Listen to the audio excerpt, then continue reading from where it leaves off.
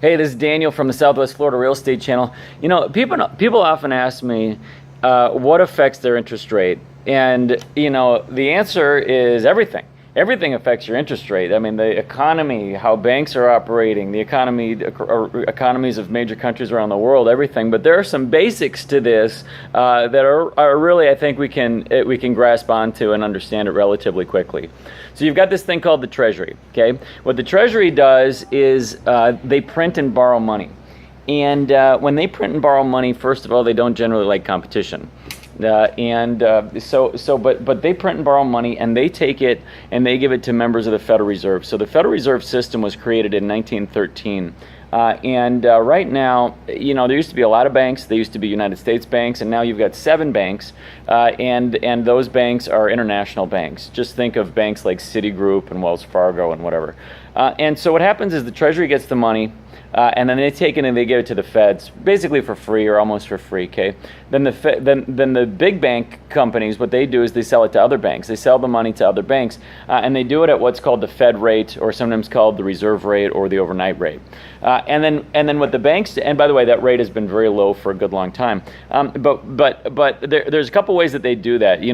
When you hear about this in the news, they talk about it as though there's some flip switch that they flip, and now interest rates go up a quarter or they go down a quarter, and that's not really how it works. They do things that affect the interest rates as opposed to changing interest rates on their own, which would be an impossible task. So they do things like, for example, they can sell bonds, or they can purchase bonds, or T-bills, and print money or stop printing money, and these are the things that affect the rate. Think of it as just like supply and demand, right? If we've got 5 people that want to buy a house, buy real estate, and you've got 1 property for sale, that value is going to go up. If you've got 5 people that 5 properties for sale and 1 person that wants to buy a house, buy some property, then values are going to go down. Well, money, of course, is always in demand. Question is, how much is the supply is there? So one way to make interest rates go up is to decrease the supply. So that's one way to decrease the supply. Another way to decrease the supply of money is to change the reserve requirements for banks. So one thing that, banks have these reserve requirements, and right now, I'm filming this in November of 2015, but right now, if you go and take your money and you give it to what's called a deposit bank, there's lots of different kinds of banks, but we'll say deposit bank, savings and checking, whatever, and you give your money to a deposit bank, they can pretend that your dollar is about $2.50. If you give them $1,000, they can pretend it's $2,500. So you give them $10,000, it's $25,000 to the bank, and so that's a negative reserve requirement. They take that money and they invest it. They go play Monopoly with it. They play stock market with it, and then, by the way, they loan it out to other parties, which is really the purpose of a negative reserve requirement.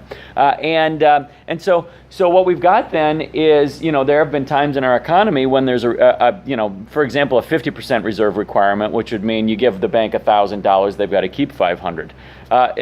So you might think that sounds like a negative. I don't know if it's a negative or a positive. It's just what's going on. It's one of numerous moving parts, many moving parts to this. So what you've got is they can print money, they can borrow money.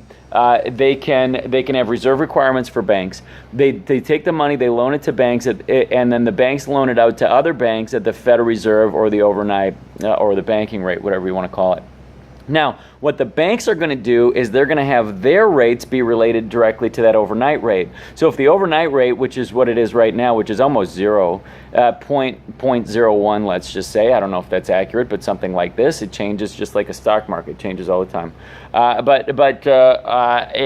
Fractionally. But what we've got is they take the money and they give it to bankers, and then the banks take it and they loan it at what we would call the prime rate. Okay, so you've got prime. Prime means you've had the same job, so you're borrowing money. You've had the same job for 2 years or been in the same industry for 2 years, and you've got 20% or 10% down payment, whatever the product is, and you've got 3 credit scores: Experian, Equifax, and TransUnion. Your middle credit scores, whatever, 700s, upper, 720, 750 would be good, and so what they do is they loan it out at the prime rate.